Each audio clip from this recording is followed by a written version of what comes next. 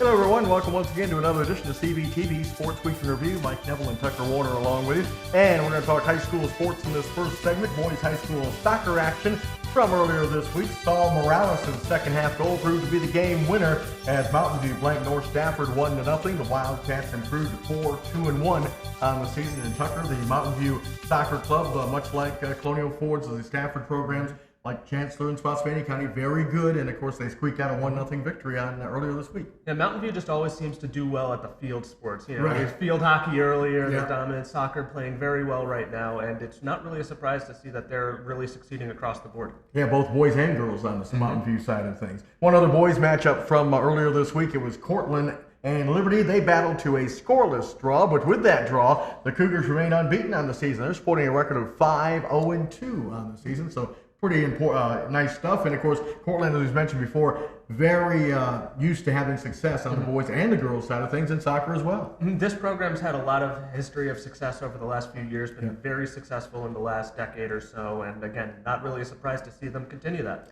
Now, the same two schools met in girls soccer. We've mentioned that the boys game was a draw, scoreless draw. Not so much on the girls side of things, because it was Kyra Locklear finding the back of the net, not once, not twice, but 4 times, as the Cougars pasted Liberty. 7-0 was the final over Liberty. Paige Robertson contributed 2 goals and an assist for Cortland in that victory. So again, that, by the way, that was the 6th shutout this season for Cortland. Now, a lot of times folks will say, well, that goalie's doing a great job. But it's not just the goalie. You know, you've been around soccer. You know, you get that fine play in front of the goalie with the fullbacks and so forth. That makes a huge difference, clearing that ball away before it gets to the goalkeeper. Yeah, especially in soccer, one of the big components of that defense is limiting shots. And it doesn't matter, you know, where the shots are from. Any of them can get past the goalie if they're on net. Right. So the defense has to step up as well as the goalkeeper in order to find a lot of success.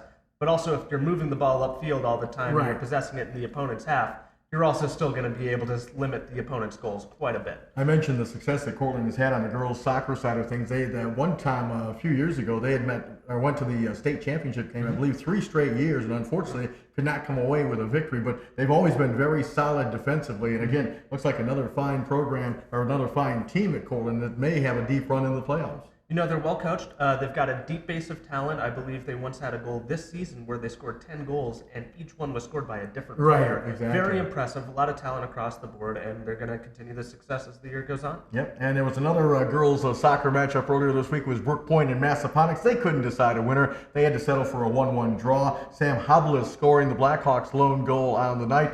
Meanwhile, it was Maddie Schickel scoring for the Panthers in that 1-1 draw. Brook Point is a program on the girls' side of things that was a number of years ago very successful. They've went through a couple of coaches. They've had a little tail off, but it looks like they're starting to come back and are a force a little bit on the girls' side of things in soccer. Yeah, well, in high school, you need that consistency to build a program. Right. You need the coach there year after year. You need the right sort of strategy, and you need a very deep talent base. Right. And those aren't things that Brook Point has had in the last few seasons. Thankfully, it looks like it is going to be changing, turned around pretty soon here. And I think you're going to see them build up and get a better team here within the next year or so. And again, that was a 1-1 tie, Brook Point and Massaponax earlier this week. High school baseball action. It was a big game for Riverbend's Cody Campbell as he belted 2 home runs and had 3 hits altogether as the Bears outslugged Colonial Forge. Kind of an upset here, 10-7. We're used to Colonial Forge having success, and they are having a pretty decent season. But you've seen Riverbend play, and I think in the game that you had, they scored 8 runs at one point. So it looks like the offense, at least on Riverbend's side, is working. You know, it wasn't 8 runs, it was 12. Okay. Riverbend's got a very good offense. They're explosive. They're not as consistent as you would like to see if you're the coach of their Stephen Moore in there. But they're very explosive. They can build, big leads against tough teams like Colonial Forge. And hold on.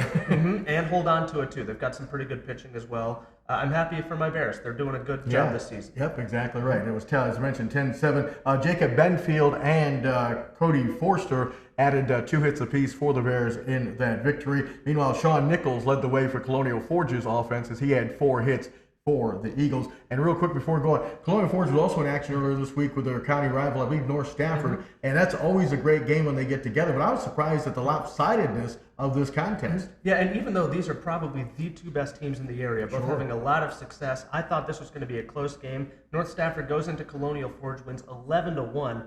That's a huge win for this team. Obviously, the pitching staff doing a great job as they have all year. But scoring 11 runs against Colonial Forge, against good pitching. And Right. Colonial Forge has a great Right. bullpen in addition to their rotation. But just a nice job there. Justin Cherry finishing with 2 hits, 4 RBIs.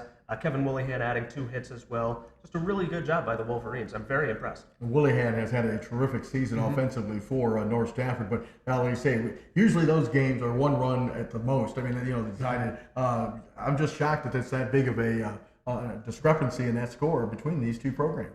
You know what we haven't seen a lot of this year is a lot of saves. And Yeah. you've seen not too many close games, which is Right. really surprising, Yep. Especially for this area where the teams are mostly evenly matched and you get a lot of close games. But this year that hasn't been the case. I don't really have an explanation for it. The only thing but I can it's say just is not maybe the weather. We talked about how the weather affects both the pitching and the hitting, but I don't know if that's you can attribute to that. But you're right. We've had a lot of blowouts and not a lot of close games this season.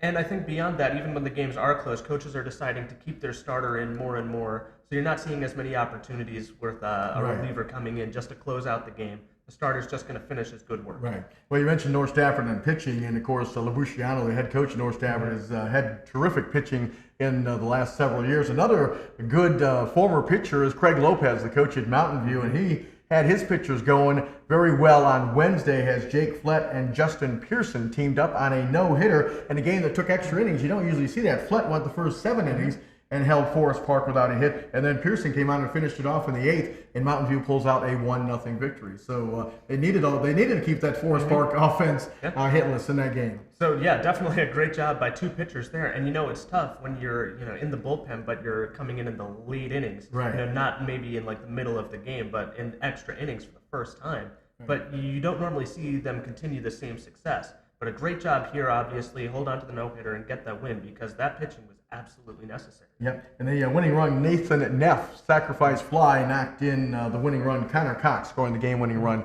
for Mountain View in that victory. Liberty almost squandered a 5-0 lead over Cortland. The Cougars scored 4 times in their final at bat, but it was Liberty hanging on for the 5-4 victory over Cortland. Zach Tiefel had a pair of hits and drove in a run for Cortland in that contest. Girls softball action, a big game for Vicky Varner. She was on as far as pitching for Massaponax. She fanned 13, yielded just a pair of hits. As I said, Massaponax, actually Cortland's Vicky Varner. She, with that pitching, led the way as Cortland topped Liberty. 6-3 was the final. Emily Fleming, Brooke Dickens, and Ashlyn Mitchell had 2 hits apiece for the Cougars in that one. And Chancellor's Heather McDaniel had a big day at the plate. She had 4 hits for the Chargers, drove in 4 runs, scored twice, pretty much did just about everything for Chancellor as they were a winner. They outscored Massaponax.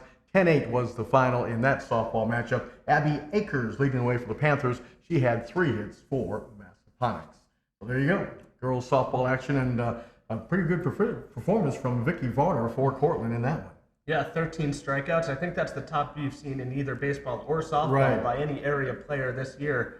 13 strikeouts. That's incredible. I mean, just saying that out loud, that's amazing in any level of either sport. Yep. All right, we're going to take a break on this edition of CVTV Sports Weekend Review. When we come back, we're going to talk hockey. The Capitals and Islanders all knotted up heading into Thursday's matchup, 2-2 in the opening round series. We'll talk about that. And the Wizards are off to a good start in their playoff push. They're up 2-0 on Toronto. Stay with us.